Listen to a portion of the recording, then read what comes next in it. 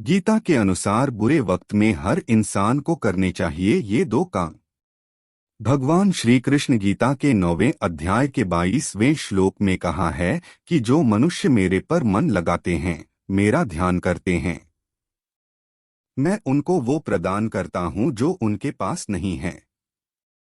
साथ ही जो उनके पास है, मैं उनकी रक्षा भी करता हूँ। भगवान श्री कृष्ण।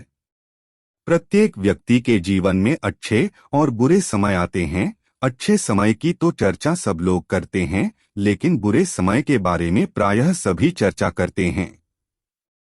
अक्सर लोग कहते हैं कि मेरा समय बहुत खराब चल रहा है, समझ नहीं आ रहा कि क्या किया जाए, कैसे अपने बुरे समय को अच्छे समय बदलूं। लेकिन सच तो ये है कि दो चीजें ऐसी हैं जिसे बुरे समय में करने चाहिए। भगवान श्री कृष्ण ने गीता में बुरे समय के लिए क्या कहा है, हम इसे एक कहानी के माध्यम से जानेंगे। एक बहुत ही गरीब किसान था। वह था तो बहुत गरीब लेकिन मेहनती और खुश था।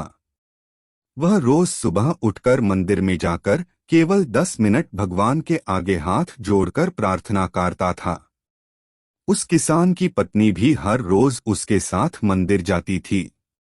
प्रार्थना करके वह सारा दिन अपने खेतों में काम करता। उसका जीवन बहुत अच्छा चल रहा था। अपनी मेहनत से वह कुछ ज्यादा तो नहीं कमा पाता था, लेकिन फिर भी जितना भी कमाता था उसमें से कुछ पैसे लोगों की भलाई में लगा देता था। एक उस किसान के गांव में बीमारी फैल गई। किसान का एकलौता बेटा बीमार पड़ गया।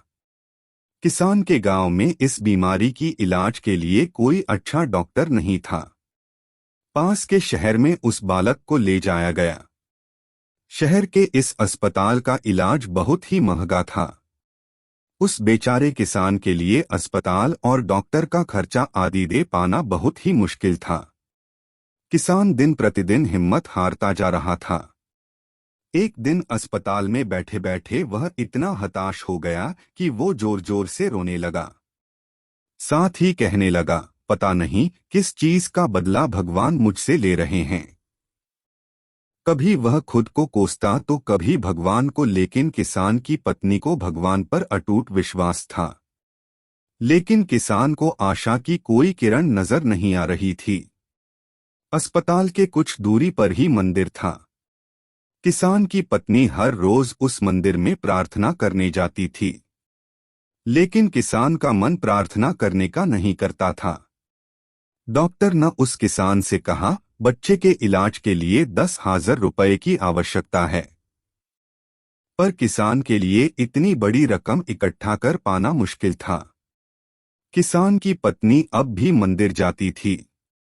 वह भगवान के आगे हाथ जोड़कर प्रार्थना करती कि उसका पुत्र ठीक हो जाए। एक दिन मंदिर में एक सेठ आया।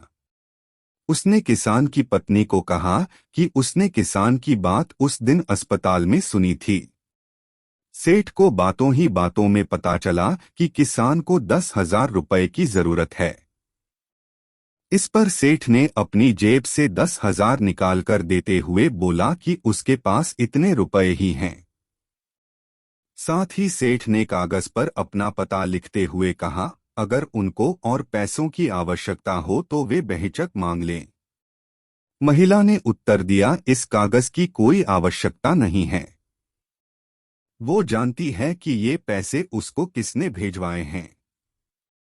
जिसने उसे ये पैसे दिए हैं वह परमात्मा उसका हमेशा ख्याल रखेंगे। इस कहते हैं अटूट विश्वास। ये सबसे जरूरी चीज है जिसे हम अक्सर खो देते हैं। भगवान श्री कृष्ण गीता के 9वें अध्याय के 22वें श्लोक में कहा है कि जो मनुष्य मेरे पर मन लगाते हैं, मेरा ध्यान करते हैं, मैं उनको वो प्रदान करता हूँ जो उनके पास नहीं है। साथ ही जो उनके पास है, मैं उनकी रक्षा भी करता हूँ।